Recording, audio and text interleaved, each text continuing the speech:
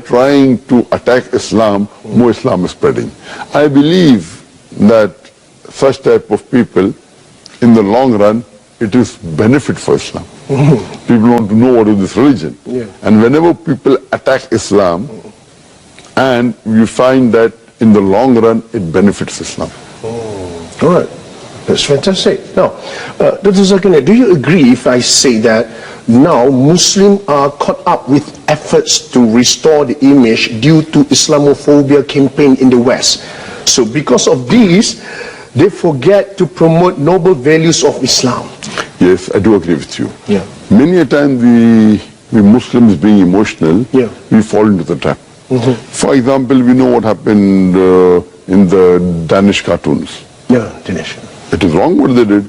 We found that most of the Muslim organization, they left everything what they were doing and they were concentrating on that. They were protesting. Fine, we should protest. But that doesn't mean that we stop our activity. So if an organization was suppose doing 100 points work, they focus all their attention on replying to the Danish cartoon, and out of 100 they only do 5 points work. So imagine if all the organization do that, it will be a loss for the Muslim Ummah. What we require, there should be specialized organization to take care of this.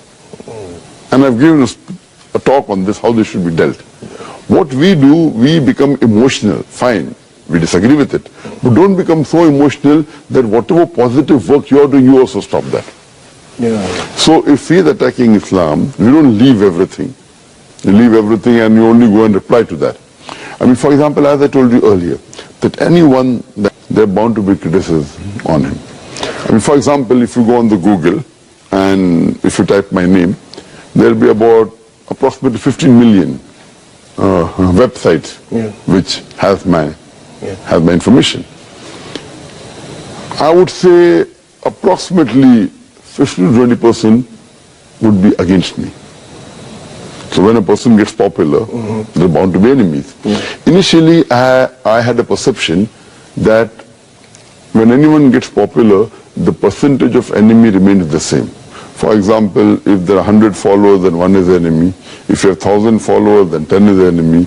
If you have 1,000,000 followers, then there will be 10,000 enemies. The 1% remains the same, or 2%, or 10%, or the percentage, it remains the same. But later on, I realized that it's not like that.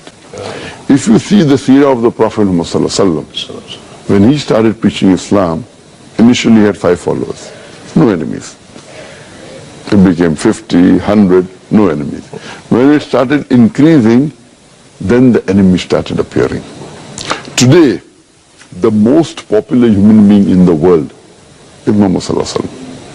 Even according to Michael H. Hart, even according to non-Muslims, the most influential human being in the world is Muhammad. Today, if we know that there are about 1.8 billion Muslims, and maybe another 100 more million, maybe non-Muslims who may be like Muhammad, you can say 2 billion Muslims who may be like Muhammad. But those who are against Muhammad will be more than 2 billion. So because of the popularity, then the percentage of enemies keep on increasing. There's a question I read in our Facebook followers. They ask, how do you manage your emotion and your wisdom and your spiritual when there is some people hate you, say something bad about you? How do you manage it? See, one thing, a Dai should always be calm. He cannot get emotionally carried away. If somebody criticizes me or abuses me, if I retaliate emotionally, then I will not be following the Quran. Quran says in Surah Nahl chapter 16 verse 125, Udu ila sabili rabbika bil-hikmah wal-mau'izati al-hasana wajadil billati hiya ahsan. Invite all to the way of thy Lord with wisdom and with preaching, and argue with them and reason with them in the ways that are best most gracious. Allah also says in the Quran in Surah Fussilat chapter number 41 verse number 34 that it says that repel evil with good, and you will find that the person who hates you, he becomes your friend. So repel the evil with good.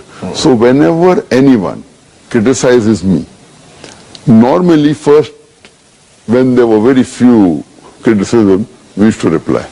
Now, on the net, there will be about 2 to 3 million criticism. Yeah. Now, if I'm going to reply to 2 to 3 million criticism, I will not be able to go forward. I will spend the next 10 years replying. What I do, there are other people replying. They should do it. Yeah. No problem.